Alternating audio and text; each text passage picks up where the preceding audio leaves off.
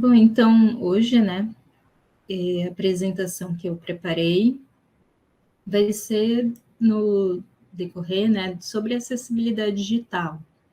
Então, eu escolhi isso realmente focando nas cores, adaptação da interface, por ser um tema que eu tenho afinidade e que eu gosto muito, né, já desde toda a minha carreira acadêmica, eu sempre estudei, né, sobre acessibilidade, usabilidade, e aí eu acabei me especializando nisso.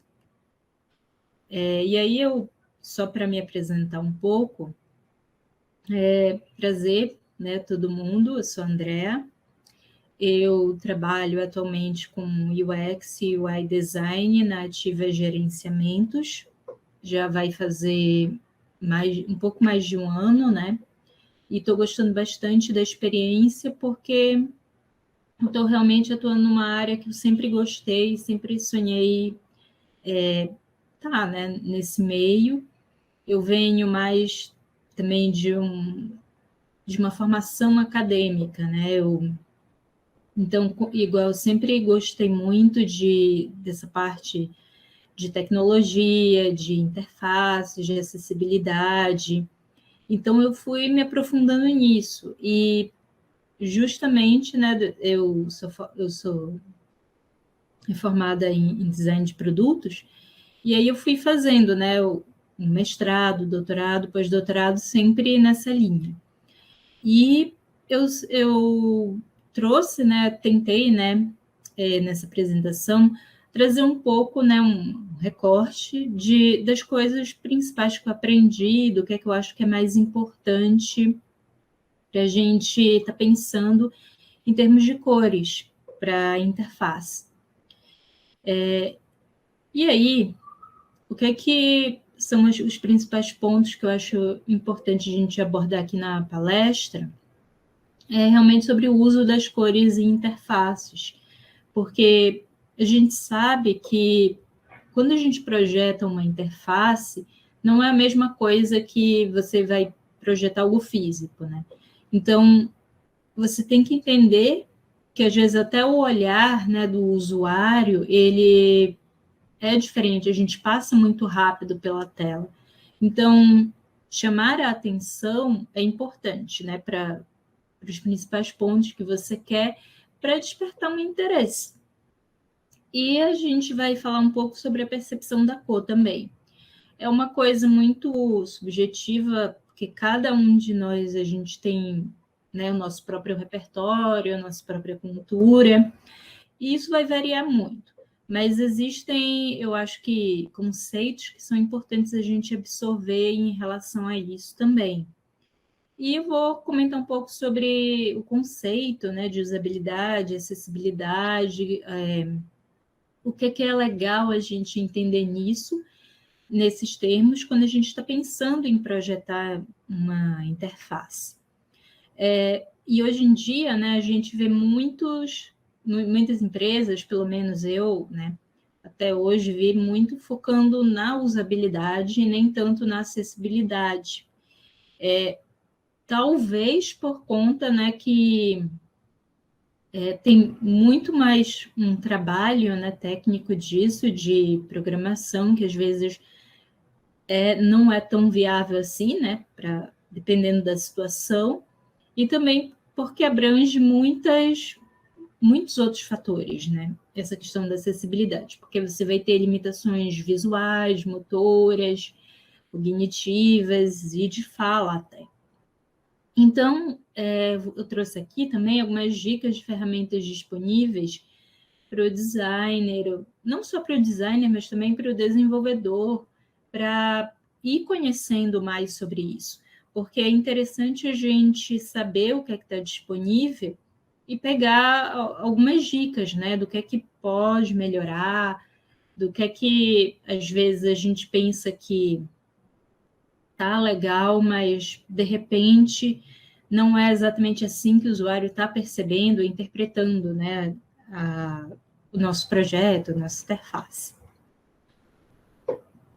Então, quando a gente vai aprendendo sobre o uso da cor dentro da teoria de cores, o que a gente aprende?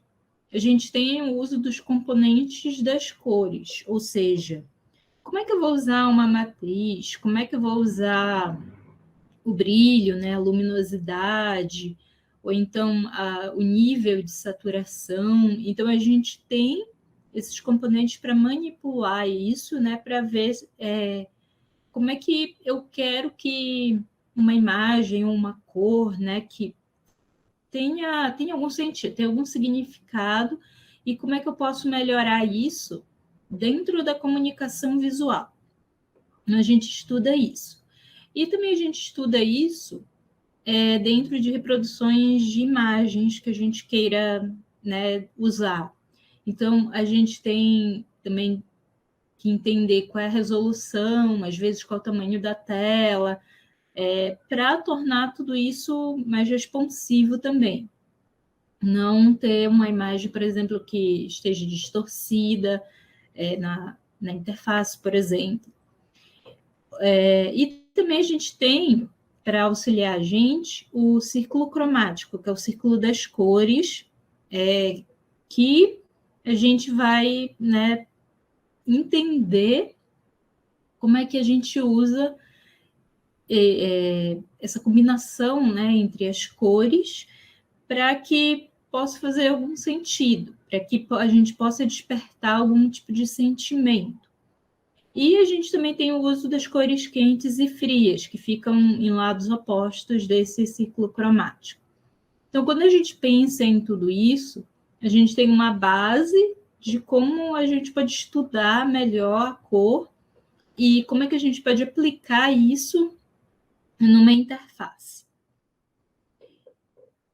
E a gente tem que entender que todos esses conceitos, né, de componentes, de imagens, do ciclo, eles vão estar aliados à questão da relação da cor e da forma. Por quê? Por exemplo, eu quero trazer uma sensação de espaço, de profundidade, então eu coloco um sombreamento, uma luz, só que esse sombreamento, esse jogo de sombreamento, luz, para formar esse contraste, ele tem que fazer um sentido. A luz, ela tem que vir, né, de uma direção, e aí você forma um degradê. E aí a gente também pode perceber que isso dá uma sensação de distância visual, do que é que está mais longe, mais perto, qual é a dimensão das coisas, né? o tamanho, se um objeto é maior ou menor. E isso tudo vai dar um equilíbrio, uma expansão para as coisas, né? Para as imagens, para um desenho que seja. E isso também pode ser aplicado numa interface, porque a gente vai manipulando todos esses elementos gráficos para a gente conseguir compor, né, a interface. Às vezes com uma sombra, né, com algum efeito artístico de um texto, e assim por diante. Eu trouxe aqui 2 exemplos de exercícios. Quando a gente vê, para a gente perceber, né, o quanto que faz diferença realmente a cor. Nesse meu lado esquerdo, a gente tem um X que ele parece mais claro do que o X que está do lado direito. Mas eles são da mesma cor. Então, para você ver o quanto que o contraste, o quanto que o plano de fundo, sim, faz diferença na nossa percepção. Nesse outro exemplo, a gente vê que no primeiro parece que tem várias cores, né? Uma coisa mais clara, o do meio está mais escuro, na esquerda. E a gente vê que parece que não tem algumas diferenças, né? De transparência. E quanto no outro, a gente percebe que está mais escuro, né? Tem o meio está mais claro, assim, mas na verdade é tudo da mesma cor. Então, para você ver o quanto que faz diferença e isso na nossa percepção do uso da cor, de como a gente vai utilizar e como é que isso vai ser apresentado. E para utilizar essa questão da percepção no nosso dia a dia, existem algumas coisas que podem auxiliar a gente. Por exemplo, na teoria da Gestalt, que ela fala sobre teoria da forma, ela também utiliza conceitos de cores, no sentido de organização. Como é que você vai organizar? Será que vai ter um gradiente? Será que vai ter uma cor mais forte, um gradiente?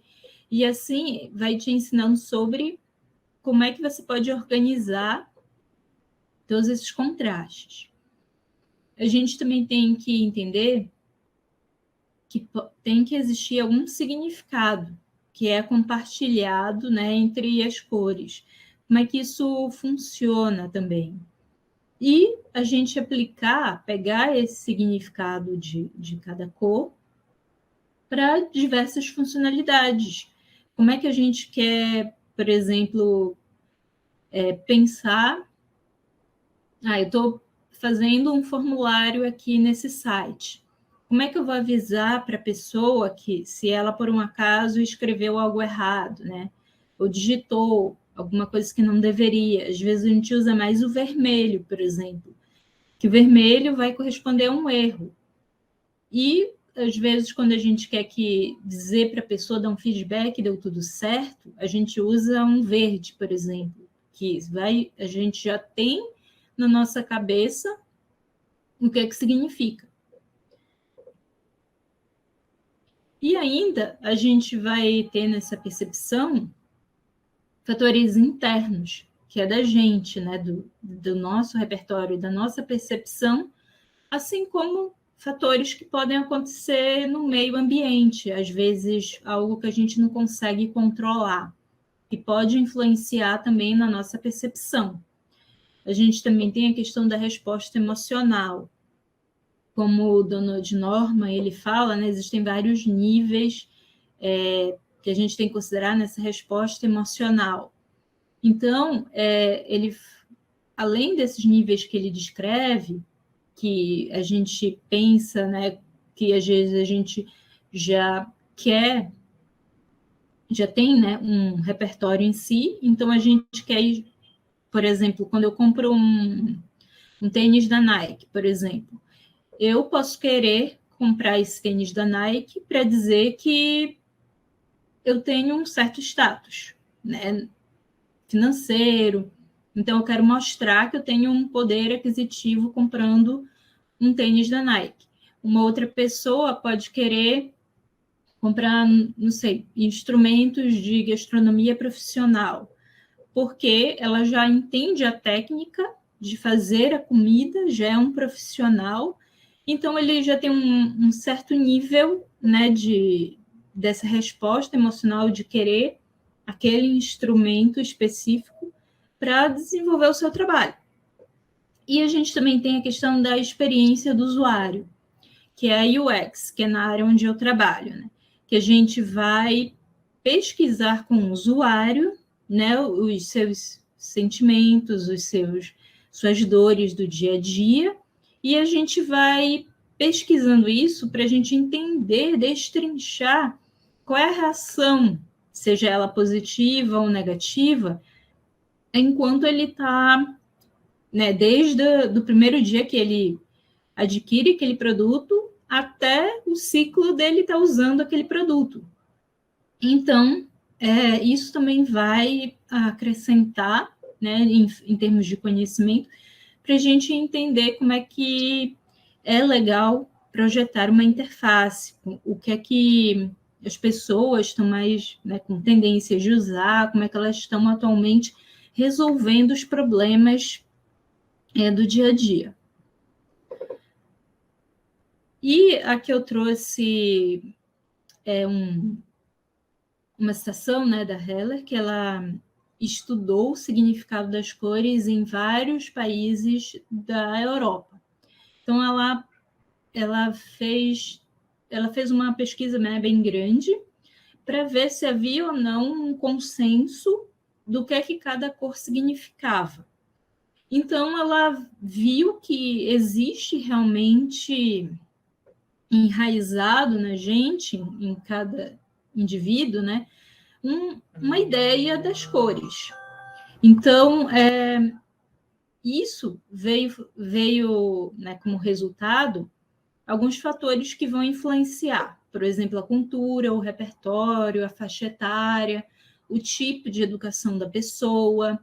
Então, e dentre outras referências, né, preferências, exigências, né, das pessoas. Então, ela tem um livro, né, que é Psicologia das Cores, onde ela fala sobre todas as cores e todos os resultados que ela teve de impressão dessas cores do que as pessoas acham. Existe também uma outra ferramenta que eu trouxe aqui, que é a roda de emoções. Esse autor, o Robert, ele partiu do princípio de 8 emoções básicas para fazer essa roda de emoções. Então, essas aqui seriam, para ele, segundo ele, as primárias. Então, elas estão numa intensidade aqui mais escura. Então, quanto mais escuro for a cor, mais intensidade a pessoa sente essa emoção. E aí, quando for do mais claro, é menos intensidade, né? E aí, ele fez essa ferramenta como uma avaliação, um modo de avaliar. Então, por exemplo, eu trouxe um exemplo aqui. Se eu clico em admiração, aí vai dizer, né, o que é que significa admiração, o que é que pode trazer de intensidade. Aí você vai preenchendo e ele vai dando um resultado, né, sobre todos os sentimentos relacionados àquela emoção. E aí você tem um mapeamento emocional da pessoa em resposta a algum produto que você queira testar, por exemplo. E aí a gente vem para a questão da usabilidade e da acessibilidade. Então, o que seria a usabilidade? Ela é a facilidade de usar alguma coisa. O quanto que o usuário gosta de utilizar, o quanto que é fácil dele aprender e também corrigir erros que possam acontecer. Então, ele tem que... Aquilo para ele, né, o uso daquele produto ou serviço, tem que ser agradável e amigável. Então, isso é para fazer uma avaliação dessa facilidade do uso. E a acessibilidade, ela já está ligada à capacidade de acesso. Então, isso pode ser tanto para lugares físicos como digitais. Então, não importa a limitação, por exemplo, motora, cognitiva, de fala, tem que ser algo democrático para todo mundo conseguir acessar, utilizar aquele produto ou serviço. No primeiro caso, o Jacob Nielsen, ele foi um dos pioneiros, né, para falar sobre acessibilidade. Ele tem as questões da heurística, que são muito legais para a gente utilizar quando a gente está pensando em avaliar uma interface. Acessibilidade à World Wide Web Consortium do Brasil, ela também foi pioneira em dizer, né, diretrizes de boas práticas para a gente utilizar acessibilidade no nosso dia a dia. Então, eu recomendo, né, darem uma olhada nessas referências para se aprofundar ainda mais nisso. E aqui, falando, né, das cores e utilizando tanto o Nielsen e a W3C, eu fiz alguns pontos que eu gostaria de destacar quando a gente pensa na utilização de cor para a interface. Então, por exemplo, no contraste, será que o tipo de texto que eu estou utilizando com plano de fundo tá legal? Será que a imagem que vou utilizar com um texto ou plano de fundo vai ter um bom contraste? Então, é legal a gente testar isso enquanto a gente está planejando uma interface. Questão da legibilidade. Ou seja, vai ser fácil de ler? A pessoa, quando olha para isso, vai conseguir interpretar? Porque quando a gente escreve para uma interface, a gente pode pensar igual uma pirâmide. Então, no topo dessa pirâmide vai estar exatamente o que você quer chamar a atenção da pessoa. E aí, né, com base nisso, você vai destrinchando os detalhes que, se a pessoa quiser, né, ela vai ler tudo a respeito. Então, é importante a gente pensar até no tipo de linguagem que a gente está colocando para que não haja algo, né, confuso, para que a pessoa não fique perdida no que é que ela está lendo. E o uso da cor como única fonte de informação não é legal, porque você precisa de uma legenda, algum texto alternativo, para você explicar o que é que está acontecendo ali. E a gente também tem que ter cuidado no uso da cor em links que mudam de estado, no menu, para não ocultar nenhuma informação, ou aquilo ficar meio confuso e a pessoa não entender. Eu já vi muitos sites que usam somente a cor para você entender qual é a seção que você está.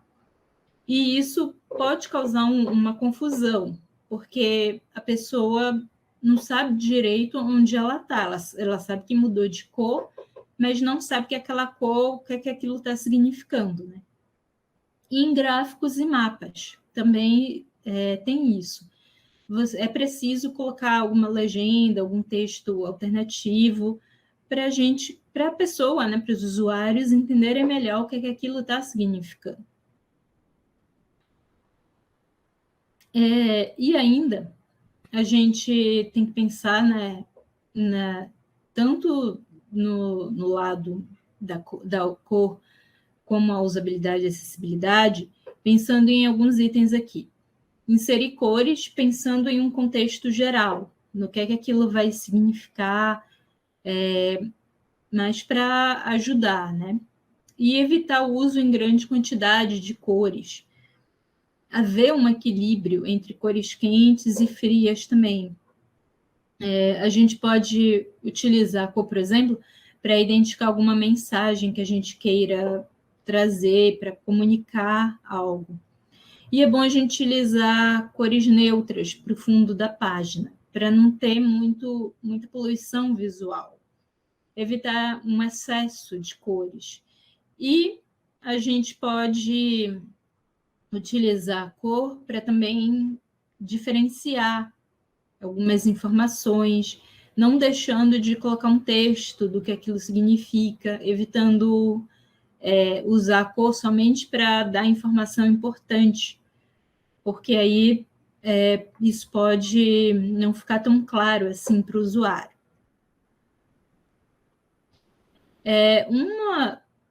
Uma das razões, né, pela qual a gente pode pensar nessa questão da acessibilidade, usabilidade das cores, é que existem pessoas daltônicas. Então, essas pessoas com daltonismo, ela tem dificuldade de diferenciar cores. Aqui é um ciclo cromático, né, normal, que a gente vê. Porém, quem tem dificuldade de ver uma cor vermelha, vai ver dessa cor, que chama protanopia. Quem não vê o verde, vai ver dessa cor o mesmo ciclo cromático, deuteranopia. E quem tem dificuldade de ver o azul, vai ver dessa forma aqui. E existem também pessoas que só enxergam em preto e branco, que é a cromatia. Um exemplo de um artista visual que ele tem daltonismo é o Neil Harbisson. Ele só enxerga em preto e branco. E aí ele desenvolveu como se fosse um cyborg. Então ele implantou de verdade isso aqui na cabeça dele. E aí aqui tem uma câmera com um sensor. Então, quando essa câmera capta um objeto, ela diz pela nota musical qual é a cor daquele objeto. Cada nota musical corresponde a uma cor. Então, tem um som para cada coisa, cada objeto que ele vê. E aí é interessante, porque vai formando uma música, uma sonoridade, cada coisa que ele enxerga, que ele vê. Existe também a possibilidade de utilizar aplicativos para a gente entender melhor como é que funciona a questão do daltonismo. Eu coloquei aqui um exemplo de um aplicativo que ele simula como uma pessoa daltônica enxerga. Então, aqui nessas opções, você vai clicando e ele vai mudando a cor do cenário através... Você aponta, né, a câmera e ele vai mudando a cor conforme o grau do daltonismo que você colocar. Então, aí você tem uma noção das principais dificuldades de acessibilidade e usabilidade também. Aqui é um outro exemplo. Esse aplicativo aqui, ele, na verdade, é um detector de cor. Você pega o ponteiro, aponta para a cor, e ele vai dizer qual é a cor correspondente que você está visualizando, né, que você escolheu. E ele tem um manual de cor, ou seja, foi criado símbolos para ser mais acessível, dizendo qual é a cor que corresponde, né? E se tiver algum contraste, é um símbolo diferente. Então, aqui ele vai explicando tudo, como é que ele fez essa linguagem das cores, do uso do código também. Esse outro é um teste de contraste, é o WebM. Ele também utiliza os padrões, né, da W3C para checar o contraste de cores. Então, por exemplo, você escolhe uma cor, duas cores, né? E aí ele vai dizer o nível do contraste e se está legal ou não. Para texto normal, texto maior e outros objetos gráficos. E aqui ele vai dando uma explicação, né, toda do motivo, do porquê que não está legal. Ele dá também dicas, né, de padrões da W3C para você verificar. Então, é muito interessante fazer testes assim no WebM para entender melhor o uso das cores. Ele também dá um código hexadecimal daquela cor que você escolheu. Outro é o Weight Checker, que ele já funciona de uma forma diferente para acessibilidade. Você coloca o link de qualquer site aqui e ele vai fazer uma avaliação. E aí eu trouxe um exemplo, né? Coloquei um site aqui e ele avaliou de acordo com os padrões da W3C de acessibilidade. Aí ele avalia em performance e vai dar dicas aqui. É legal que ele une código também com as regras da acessibilidade e dá dicas de boas práticas com isso. Então, ele avalia aqui em questão de performance, como aqui da acessibilidade e melhores práticas, ou seja, como é que seria legal você colocar, né, o código, e na questão do contraste também. Então, ele vai dando essas dicas, né, de melhores práticas, e aí é legal, às vezes, a gente saber disso para consultar. Então, tá, a gente chegou em tudo isso, né, todas essas melhores práticas para saber de tudo, mas como é que realmente a gente pode considerar dentro de um projeto esse uso, né, das cores e da interface? Como é que a gente pode aplicar isso no nosso dia a dia? Primeiro, a gente tem que entender o nosso objetivo, do que é que a gente quer chamar atenção e direcionar o usuário. A gente tem que entender como é que a gente pode auxiliar toda essa estrutura de processos. Como é que a gente vai diminuir erros e tornar mais fácil de memorizar a interface, os passos que você tem que fazer para atingir o seu objetivo. E também é legal a gente pensar em associações que são simbólicas.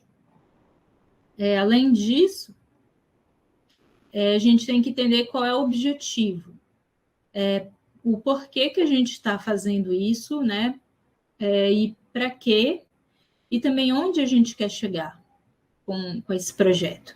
Entender a identidade visual que você quer passar. Entender as possibilidades de equilíbrio de composição, do significado, das cores que você quer passar. Você pode observar coisas similares no mercado, entender a tendência. E sempre trabalhar com uma inclusão, né? Sempre fazer o melhor possível para a gente ter uma inclusão de todos. E aí, a gente também pode, pegando, né, essa questão do significado de cada cor, a gente pode indicar alguma interação que seja agradável. Então, por exemplo, eu posso determinar as cores base principais da minha interface, cores que eu quero destacar, né? Vem um banner, por exemplo, eu quero destacar com alguma cor para chamar atenção. Utilizar a cor neutra, por exemplo, cinza ou preto. E cores semânticas, por exemplo, para indicar um erro, para indicar um sucesso, para indicar, não sei, que a mensagem foi enviada pelo site, algo assim, né? Então, existe esses cuidados para a gente ter, iniciar. E também existe a regra do 60, 30, 10. Talvez vocês já conheçam, né? O 60 é a cor principal, a base. O 30 já vai ser algo mais secundário, né? E o restante é 10% que você vai utilizar. Então, a partir daí, você pode ir criando uma paleta de cores mais acessível e com usabilidade também. Existe também o Adobe Color, que ele te ajuda a criar uma paleta de cores, inclusive pensando nos aspectos de cotria, de complementar, quadrado, né? Tudo dentro do ciclo cromático. E é legal porque ele também tem uma parte em que ele dá acessibilidade também para as pessoas com daltonismo. Então, você pode criar uma paleta mais acessível com isso também. E aí, quando você for pensar em alguma paleta, né, de cores, é legal pensar nesses aspectos aqui, de estética, harmonia, ter uma consistência em todas as páginas, para uma não ficar tão diferente da outra.